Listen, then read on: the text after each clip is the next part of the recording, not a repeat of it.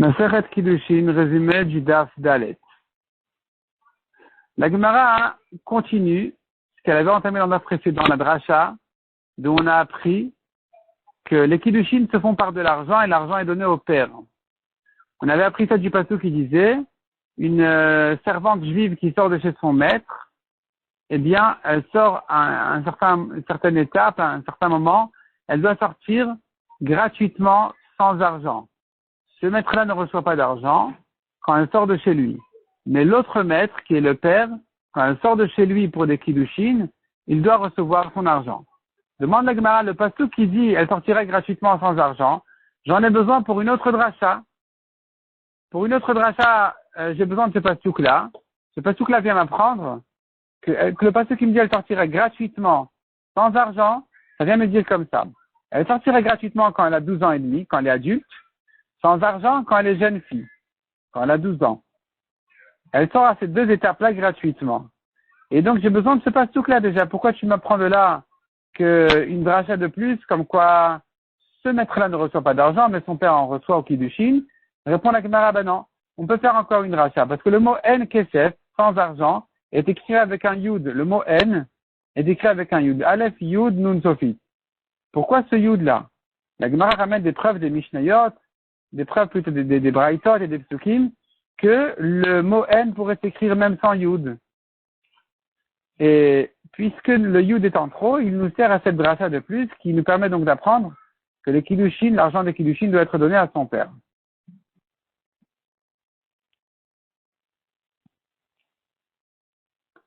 La Gemara dit, on se trouve maintenant avec deux Psukim, qui m'apprennent que la jeune fille, son argent est à son père, aussi bien quand il s'agit de l'argent de Kiddushin qu'elle a reçu pour se marier, que s'il s'agit de l'argent qu'elle a gagné par son travail.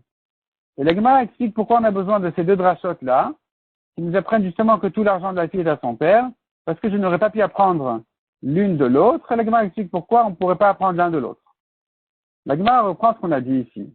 Elle sortirait gratuitement, c'est la fille adulte. Sans argent, c'est la jeune fille.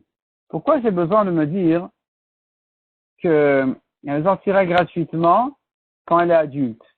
Si elle est déjà sortie, si tu me dis qu'elle sort quand elle est jeune fille, je sais bien que quand elle est adulte, qui a un âge plus avancé, elle n'a rien à faire chez lui, elle doit sortir déjà. Pourquoi j'ai besoin de ces deux psukim-là, gratuitement et sans argent, jeune fille et adulte? Répond la Gemara, si tu n'avais qu'un seul pasuk, tu aurais cru qu'il parle de la fille adulte.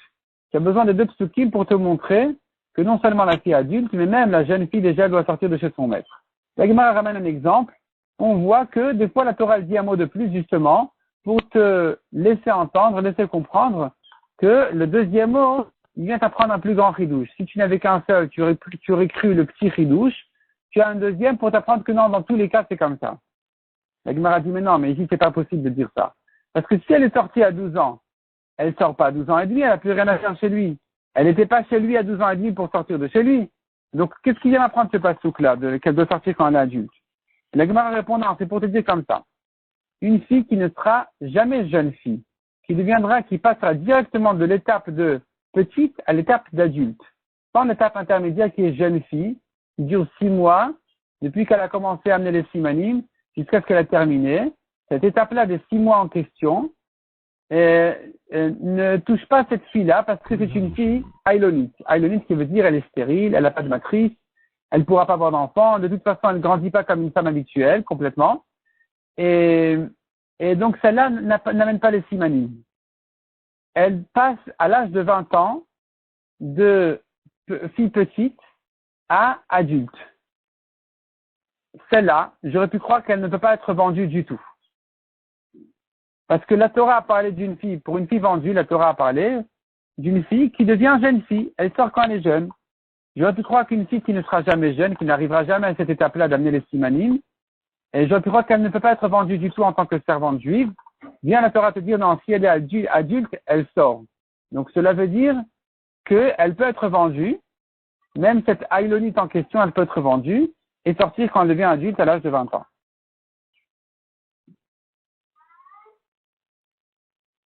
La Gemara dit, nous avons encore une autre dracha pour nous apprendre que les kiddushin se font par de l'argent. On apprend dans le pasuk c'est écrit, si kach ish isha, si un homme prend une femme, comment il apprend? Que veut dire il apprend? On ramène un autre pasuk à propos de l'achat d'un champ, qui là-bas aussi s'écrit la notion de kar, kicha, prendre là-bas c'est en argent. Donc ici aussi, ces kiddushin se font par de l'argent. La Gemara dit, mais pourquoi j'ai besoin? Il n'y a pas ceux qui me disent que la femme, elle s'acquiert à son mari par de l'argent. Je devrais la prendre déjà par un kalvachomer. Si une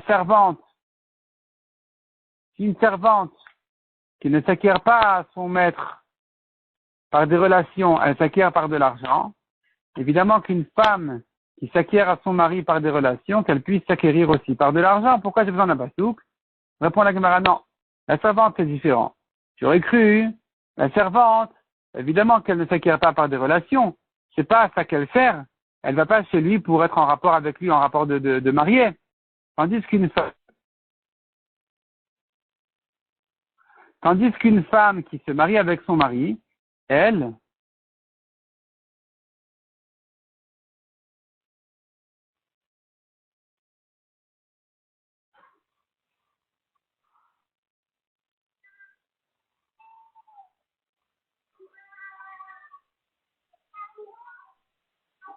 non, pardon, j'ai mal dit.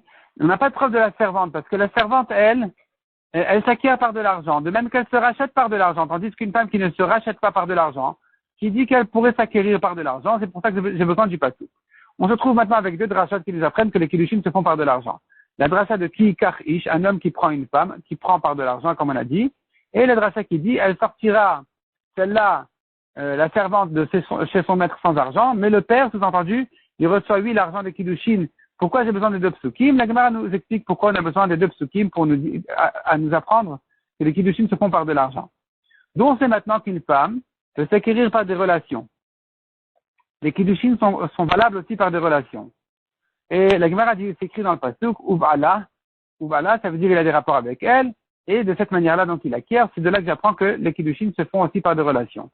Et à nouveau, la Gemara dit, pourquoi j'ai besoin d'un pasouk? J'aurais pu l'apprendre par un kalvachomer de la Yevama. Si déjà la Yevama qui ne s'acquiert pas par de l'argent, elle s'acquiert par des relations, celle-ci, la femme qui s'acquiert à son mari par de l'argent, kalvachomer qu'elle peut s'acquérir par des relations, la Gemara dit non, c'est un mauvais kalvachomer. Pourquoi? Parce que la Yevama, elle est déjà réservée à son Yavam. Depuis qu'elle s'est mariée avec son frère, que son frère il est mort, elle est réservée à son Yavam.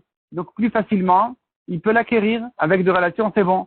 Tandis que une femme qui se marie, elle est étrangère complètement, elle n'est pas réservée. La Yevama, elle est réservée parce que de toute façon, elle était mariée avec son frère, il est mort, donc ça la nécessite à se marier avec le Yavam. Mais une femme habituelle, non. Donc elle ne pourrait pas peut-être s'acquérir par des relations. C'est pour ça que j'ai besoin du pasteur qui m'apprend qu'elle s'acquiert aussi par des relations.